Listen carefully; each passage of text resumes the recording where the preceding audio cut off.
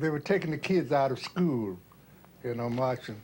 And I thought that was unnecessary. In fact, my idea was the kids, many of them didn't know what it was all about to start with. Most adults have bills to pay, house notes, rents, car notes, utility bills, but the young people, wherein they can think at the same level, are not at this point hooked with all those responsibilities. So a boy from high school, he get the same effect in terms of being in jail, in terms of putting pressure on the city as his father, and yet he's not, there's no economic threat on the family because the father's still on the job. I'm on my way to freedom land. Thursday, May 2nd was D-Day, the day the children began to march in Birmingham.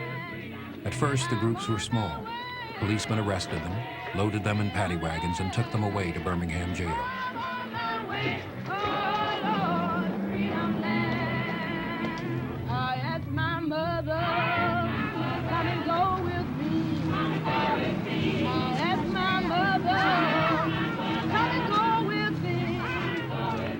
As the children continued to march in increasing numbers, paddy wagons became inadequate. Finally, school buses were brought in to gather the demonstrators. If my mother don't go, I'll go anyhow. If my mother don't go, I'll go anyhow. If my mother don't go, I'll go anyhow. I'm on my way, oh Lord, freedom land. There is nothing you can do to turn me around. There's nothing you can do to turn me around. By the end of that Thursday, 700 children were taken to Birmingham jail. I'm on my way, oh Lord, freedom land. Friday, more than 1,000 children stayed out of school and arrived at the 16th Street Church to march.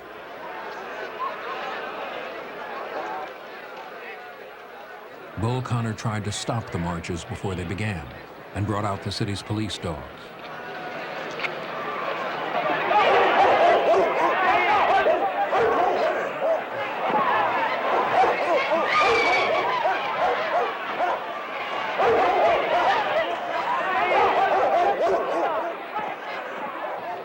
Next, the fire department was brought in, and Bull Connor ordered water hoses turned on the demonstrators.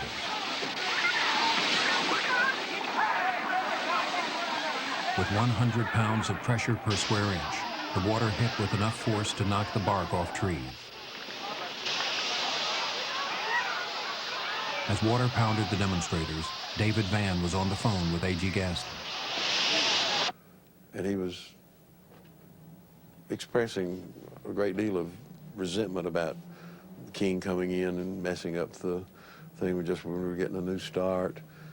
And then he said to me, he said, but Lawyer Vann said, they've turned fire hoses on a little black girl.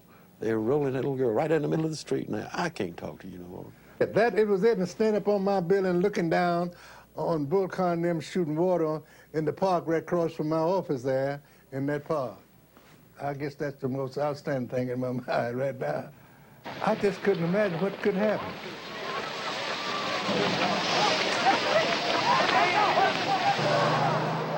Bull Connor's white tank patrolled the city streets as the fire hoses stopped the demonstrators. Some hid behind the trees of Kelly Ingram Park. Others frolicked in defiance. The conflict gained national attention, and news coverage of the event shocked the American public. And it was a masterpiece of the use of media to explain a cause to the general public of a nation. Because in those days you had 15 minutes of national news and 15 minutes of local news. And in marching only one block, they could get enough news film to fill all of the newscasts of all of the television stations of the United States. Photographs appeared in newspapers throughout the world, and the Birmingham story was told in many languages. The Russian newspaper Pravda ran a cartoon of police intimidating a black child. The federal government worried about America's image in other parts of the world. Governor Wallace saw it differently. It seems that other parts of the world ought to be concerned about what we think of them instead of what they think of us. After all, we're feeding most of them, and whenever they start rejecting 25 cents of each dollar foreign aid money that we send to them, then I'll be concerned about their attitude toward us. But until they reject that 25 cents out of each dollar that Southern taxpayers pay for foreign aid to these countries, I will never be concerned about their attitude. In the first place, the average man in Africa and Asia doesn't even know where he is, much less where Alabama is.